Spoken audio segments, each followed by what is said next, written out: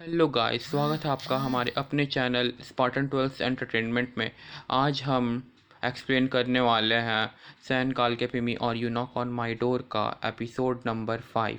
तो last episode में आपने देखा था कि कैसे वहाँ फीफी आ जाती है और अपने क्लिप की हेल्प से वो दोनों की हथकड़ियाँ खोल देती हैं। अब आगे देखते हैं। उसके बाद एडा फीफी को धन्यवाद देती है। तो फीफी उससे पूछती है कि तुम ठीक तो हो ना, तो वो बोलती है हाँ मैं ठीक हूँ। और अदा हथकड़ी सिरकान बोल्ट की तरफ फेंकती है और वो उसे पकड़ लेता है। और वो पूछती है कि बाकी सब कहाँ है। तो फीफी उन्हें बोलती है कि वो तुम्हें ही खोज रहे हैं, होटल में है, हम अभी उन्हें बुला लेते हैं। फिर सेरीन और मेलो को दिखाया जाता है। तो सेरीन मेलो को बोलती है कि मैंने इस होटल के हर एक कमरे में चेक किया और ऐदा मुझे कहीं नहीं मिली। और यही बात मेलो ही बोलती है कि उसने हर एक रूम में चेक किया, लेकिन वो ऐदा उसे कहीं नहीं मिली। फिर अचानक ही उन्हें फीफी का कॉल आता है और उन्हें पता चलता है कि ऐदा उन्हें पार्क में मिल गई है। तो वो दोनों पार्क की तरफ जाने लगते हैं। फिर सिरकान को दिखाया जाता है और उससे एंगिल पूछता है ये आप क्या कर रहे थे और ये सब क्या हुआ, मुझे ऑफिस में चल के ज़रूर बताना। तो फिर सिरकान उसे बोलता है हाँ ठीक है, पहले ऑफिस चलिए। एंगिन वहाँ से चला जाता है और सिरकान लैला को वहाँ बुलाता है और उसे सारी जो भी उसके साथ हुआ ये हथकड़ी का कांड, उसके लिए उसे जिम्मेदार ठहराता है और उसे कंपनी से फायर कर देता है। तो ये सुन के लैला बहुत खुश होती है और उसके खुशी के आंसू निकल जाते हैं और वो उन्हें धन्यवाद देकर वहाँ से चली जाती है। फिर सिरकान भी वहाँ से जाने लगता है। तो ऐदा उसे बोलती है कि आशा है कि तुम्हारा ये बेकार चेहरा मुझे दोबारा नहीं देखना पड़ेगा। और सिरकान भी वहाँ से फिर चला जाता है। और फीफी और मेलो और सिरीन तीनों एक दूसरे से मिल जाती हैं और वहाँ से जाने लगते हैं। तभी सिरकान को अपनी गाड़ी में दिखाया गया है और वो कहीं जा रहा था और पहुँचकर जब वो अपनी गाड़ी से उतरने वाला रहता है तब उसे ऐदा का पर्स अपनी गाड़ी में मिलता है और वो उसके पर्स को चेक करने लगता है। फिर उसे ऐदा की बात याद आने लगती है जो उसने इवेंट के दौरान कही थी अपने स्कॉलरशिप के बारे में। फिर उसने अपनी गाड़ी में और देखा तो उसे ऐदा का मोबाइल भी मिलता है और वो सब लेकर गाड़ी से उतर जाता है और अंदर चला जाता है। फिर ऐदा अपनी दोस्तों के साथ देखी गई। उसके बाद उसकी दोस्त ने पूछा कि तुम वहाँ क्या कर रही थी। तो ऐदा उन्हें जवाब देती है कि मैं पढ़ना चाहती हूँ, लेकिन मैं पता नहीं उस आदमी के साथ कैसे फंस गई। तो उसकी एक दोस्त बोलती है अगर तुम पढ़ना चाहती थी तो तुमने क्या पढ़ा कि सिरकान बोल्ट के साथ पूरा दिन कैसे गुजारें। तो ऐदा उसे देखने लगती है और सब कोई हंसने लगते हैं।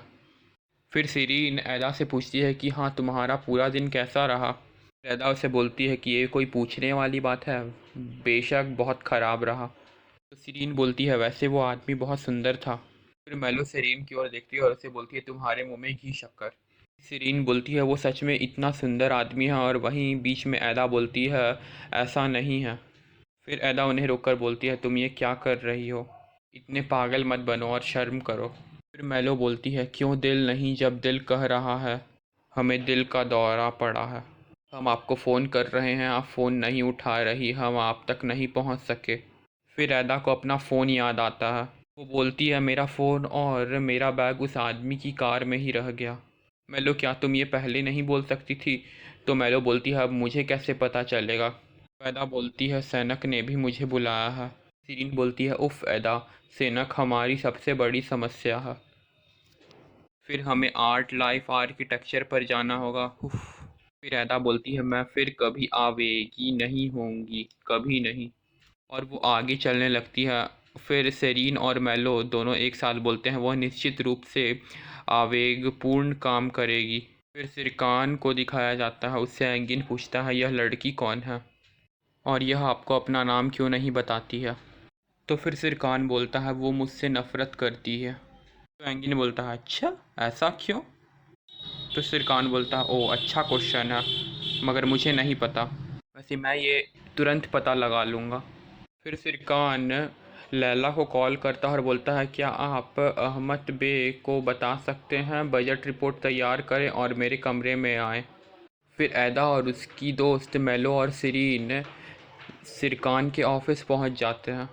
फिर ऐदा वहां के एक स्टाफ से पूछती है कि हेलो, क्या यहाँ सिरकान बोल्ट है अभी।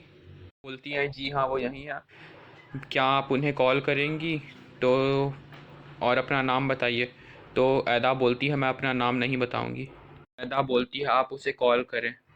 कोई ऐसा व्यक्ति कहो जो अपना नाम नहीं बताना चाहता और वह उन पलों को देखना चाहता है। मैलो बोलती है आप उस आदमी को अपना नाम क्यों नहीं बताना चाहती? मैदा बोलती है मुझे पता है वह मेरी छात्रवृत्ति वापस देना चाहता है, मेरा पीछा करता है, मुझे परेशान करता है। मैं एक न्यूज़ रिपोर्टर नहीं बनना चाहती। फीफी बोलती है वैसे बहुत से लोग आपसे छुटकारा पाना चाहते हैं। उनकी स्टाफ सरकान को कॉल करती है और बोलती है कि यहाँ एक महिला आई हुई है, वह अपना नाम नहीं देना चाहती, आप जानते थे? फिर सिरकान हंसते हुए कहता है वह अपना नाम नहीं कहना चाहती हूँ। हाँ मुझे पता है, उसे 5 मिनट के लिए बैठने दें। फिर स्टाफ कॉल कट कर देती है और वो बोलती है ऐदा को कि सिरकान बाई अभी अवेलेबल नहीं है और वो 5 मिनट बाद आपसे मिल पाएंगे। फिर ऐदा बोलती है 5 मिनट। फिर सिरकान अमित को बुलाते हैं और बैठने को कहते हैं। फिर सिरकान अहमद को कहते हैं कि हमने अपनी स्कॉलरशिप विदेशों में रोक दी है, हम अब उन्हें नहीं दे रहे हैं स्कॉलरशिप। क्या आपने ये किया है? तो अहमद बोलता है हाँ। सिरकान उससे पूछता है क्यों? अहमद उनसे कहता है कि आपने हमें बजट में कुछ खर्चों को सीमित करने के लिए कहा है। तो सिरकान उससे पूछता है मैं किन खर्चों को सीमित कर रखना चाहता था? तो अहमद कहता है अनावश्यक खर्चों को। तो सिरकान बोलता है अनावश्यक, इसका मतलब यही है ना कि कार के किराए, ट्रैवल फंड और ये वर्क का काम, जहाँ हम मीटिंग्स करते हैं वहाँ का खर्च, ये सारे आवश्यक खर्च है अहमद, और छात्रवृत्ति नहीं है अहमद, अनावश्यक है वो। एंगिन बोलता है ये मुद्दे मेरे बाहर हैं इसलिए मैं बाहर जा रहा हूँ। सिरकान एंगिन को रोकते हुए बोलता है क्या आप यहीं बैठ सकते हैं? फिर एंगिन वापस बैठ जाता है। फिर अहमद बोलता है मैं सोच भी नहीं सकता था। सिरकान बोलता है आपका क्या मतलब है? मैं अहमद के बारे में नहीं सोच सकता था। अहमद आप मुझसे पूछे बिना ऐसा निर्णय कैसे ले सकते हैं? तो अहमद बोलता है तुम सही हो। वहीं दूसरी ओर ऐदा और उसकी तीनों दोस्त सिरकान ऑफिस में उसका वेट कर रही होती हैं। फिर ऐदा स्टाफ के पास जाती है और बोलती है आपने 5 मिनट कहा, यह ऊपर है, मैं खड़ी नहीं रह सकती, मैं जा रही हूँ। बोलती है मैं जा रही हूँ लड़कियों, मैं आती हूँ 1 मिनट में। कि तीनों दोस्त बोलती है ऐसा क्या, रुको 1 सेकंड रुको मेरे लिए, तुम कहाँ जा रही हो?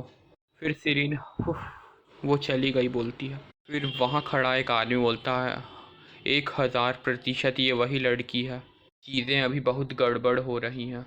लैला लैला के पास जाती है और बोलती है क्षमा करें। तो लैला उसे हेलो बोलती है। लैला पूछती है सिरकान बोल्ट का ऑफिस कहाँ है? लैला बोलती है रुकिए मैं आपकी मदद करती हूँ। लैला उससे पूछती है क्या तुम आज पार्क में नहीं थी? तो लैला उसे हंसते हुए कहती है हाँ मुझे भले ही निकाल दिया गया, लेकिन भले ही आप हमारी कंपनी में फ़ेल हो जाएं, आप काम करना जारी रखेंगे जब तक कि नया सहायक नहीं आ जाता। मुझे उस सहायक को भी सिखाना था जो मैं जानती हूँ। वैसे सिरकान बोल्ट कहते हैं कि मुझे कुछ नहीं पता। पैदा बोलती है मैं तुमसे एक बात पूछूं? तो बोलती है हाँ पूछो। पैदा बोलती है जाहिर है हम में से कोई भी वास्तव में सिरकान बोल्ट की तरह नहीं है। क्या आपके पास कोई सुझाव है जिससे कि उसे गुस्सा दिलाया जा सके? देखो मैं 5 मिनट के लिए अंदर और बाहर हो जाऊंगी तो मुझे गुस्सा आने वाला है। फिर लैला बोलती है जैसे गुस्सा करने पर गुस्सा आता है, आयल बहुत आसान है ये। और लैला फिर हंसते हुए बोलती है सिरकान बोल्ट सब चीज़ों से नाराज़ हो जाते हैं, आपको परेशान होने की ज़रूरत नहीं है। लैला बोलती है नहीं नहीं ऐसा नहीं है, देखिए इस तरह सोचिए, मुझे इसमें बैठने के लिए कुछ ऐसा कहना चाहिए, आप खुद की मदद नहीं कर सकती, घबरा जाती हैं। तो लैला बोलती है ओह नहीं नहीं आप उसे कभी नहीं रोक सकते, कभी नहीं। वह स्टील की तरह है, वह बुद्धिमान है, अनुशासित है, कम सोता है, कड़ी मेहनत करता है और बहुत सोचता है। लेकिन तो ऐदा उससे पूछती है लेकिन क्या? लैला उसे बोलती है आपको उनकी गलती ढूंढनी है लेकिन आप इसे नहीं कर सकती, लेकिन अगर तुम इसे कर लेती हो तो वह बर्बाद हो जाएगा, तुम्हारी हर बात मानने लगेगा। उसके अंदर अपनी गलती सुधारने का जुनून है, बहुत ज़्यादा बड़ा जुनून। पैदा बोलती है अच्छा आप कहना चाहते हैं कि हम उसकी गलती खोजें? तो तो फिर लैला बोलती है आप ऐसा नहीं कर सकती। ऐदा सिरकान के ऑफिस में आ जाती है। पर एंगिन बोलता है कि आपकी ये बात मेरे लिए कोई मायने नहीं रखती, लेकिन जब आप इसे देखते हैं तब मुझे बहुत चीज़ें सही करनी पड़ती है।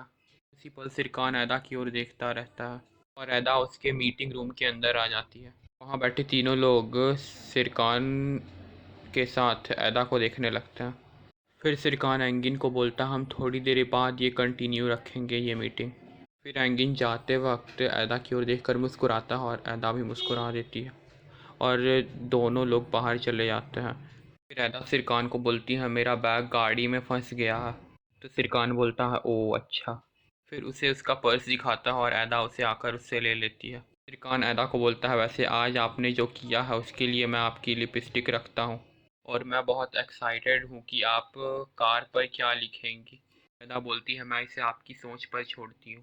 ऐदा वहाँ से जाने लगती है तभी सिरकान बोलता है मैंने आपकी स्कॉलरशिप को नहीं रोका, यह वित्त प्रबंधक ने इस कटौती में की है, मुझे अभी पता चला और यह मेरी गलती नहीं है।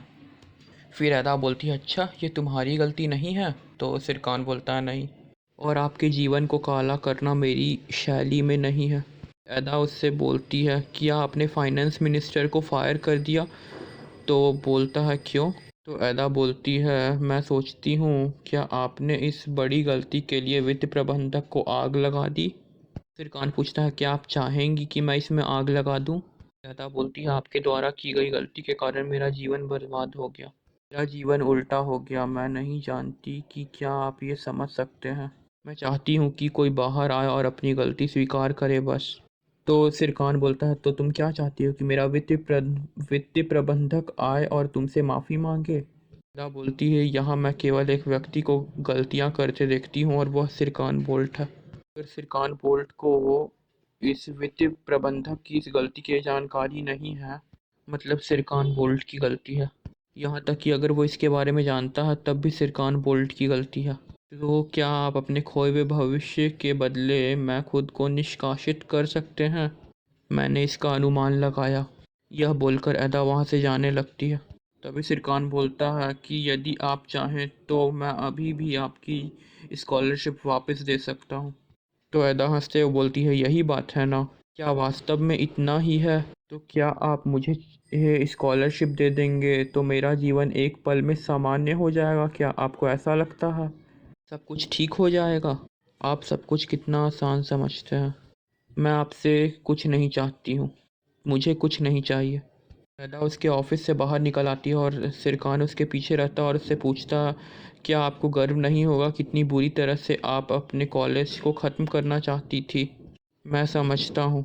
रैदा बोलती है मैंने कई बार फ़ोन किया, ईमेल भेजे, आपके दरवाजे पर भी आई, मुझे स्कूल से बाहर निकाल देंगे। मैंने कहा कि मेरी छात्रवृत्ति में कटौती मत करो, मगर उस वक्त मेरी किसी ने नहीं सुनी। और अब मुझे कैसे पता चलेगा कि मैं फिर से उसी चीज़ से नहीं गुजरूंगी। किसी व्यक्ति के सम्मान को इतना ठेस पहुंचाया जाता है। फिर वो उसके ऑफिस से बाहर जाने लगती है तो सिरकान उसका हाथ पकड़ के बोलता है तुम रुकोगी, रुको। फिर वहाँ उसके ऑफिस के सारे स्टाफ उसे देखने लगते हैं और सिरकान अदा को बोलता है देखो मैं तुम्हें गारंटी दे रहा हूँ कोई प्रॉब्लम नहीं होगी, ठीक है। अब आप क्या कहेंगी। आपने जो आज किया उसके लिए आप मुझसे क्षमा चाहती हैं। अदा बोलती है क्या मुझे क्षमा चाहिए आपसे, मैं आपसे क्यों माफ़ी मांगूंगी, और क्या मैं वो व्यक्ति हूँ जो यहाँ आपसे माफ़ी मांगूंगी। अदा गुस्से फिर में अदा ठीक सिरकान को है बोलती है मैं लेकिन आपसे यहाँ माफ़ी आप अपने मांगती हूँ पूरे ये ऑफिस बोलकर वहाँ से स्टाफ्स जाने के लगती सामने है। कहें कि यह जो भी हुआ यह मेरी गलती थी। फिर सिरकान बोलता है मैंने गलती नहीं की, देखो तुम सचमुच में पागल हो।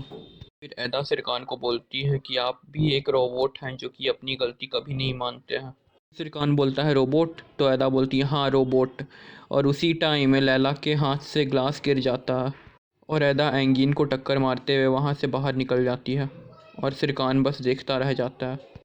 फिर उसके ऑफिस के स्टाफ धीरे धीरे एदा के बारे में बात करने लगते हैं और लैला बोलती है कि ये लड़की का नाम जो भी है यह मेरी आदर्श है।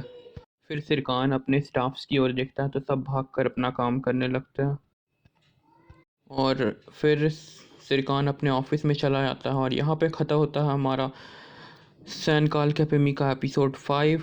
तो अब हम जानेंगे कि आगे क्या हुआ। तो बाय बाय।